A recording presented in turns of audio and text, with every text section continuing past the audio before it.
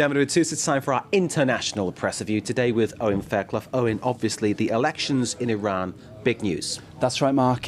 We've been looking at how this story's been reported across the world, and no surprise perhaps that in Iran itself there's a perception there that everything going smoothly, despite the fact that we're reading about massive voter apathy. Let's start with the Tehran Times. They're saying it's hard to imagine any sort of greater contrast really between what they're saying and the Western press. They have an interview with the Ayatollah Khomeini, who's criticising the enemies of Islam, berating them for discouraging Iranians from voting in this election. Even he's expecting a high turnout. The state news agency of Iran also has a similar sort of line there. They're quoting the communications minister of Iran, who says that the infrastructure is in place for fair and free elections, and he denounces the global arrogance of the West for criticising. Good phrase. Fair and free. Is that how it's been reported elsewhere? Certainly outside, it's a very different picture outside of Iran.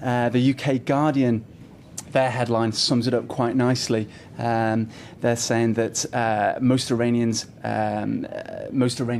extremely apathetic about this election. You can see a photo there, one lady going to the polls. Their reporters have been to a pre-election rally with the former leader of Iran, talking to normal Iranians, they're ordinary Iranians who are about to vote. There's one quote that I picked up which sums it up nicely. He says, one voter says, "What is the point in voting in an election result known in advance?"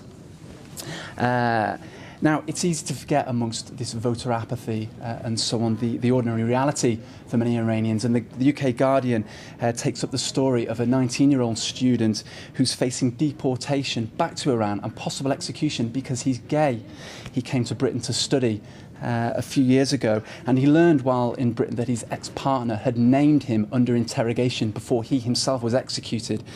The Guardian there it's an illustration really of how difficult and how brutal life can be. Absolutely horrific story, which kind of exposes the sort of, well, the harsh reality that people face going about their ordinary everyday lives. Indeed, facing execution for his sexuality. Yeah. Just one last word on the Iranian elections. Les Echos newspaper in France takes an economic look at the elections and makes the point that whatever happens in these elections, whatever the outcome, things are going to remain pretty difficult for normal Iranians.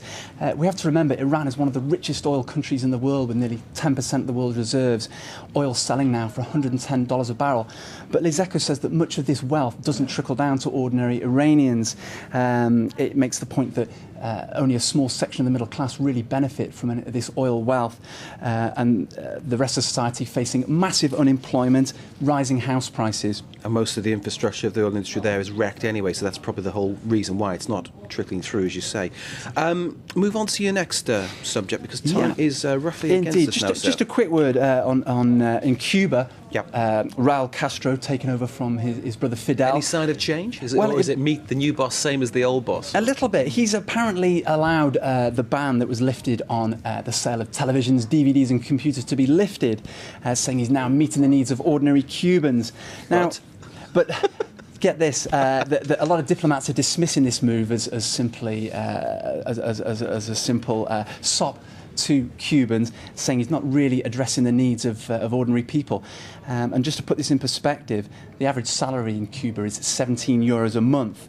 A TV, computer, DVD costs anywhere between 200 and 500 euros a month. That really brings it all into context, Owen. Thank you very much for that look at some of the world's papers. You're watching France 24. Do stay with us.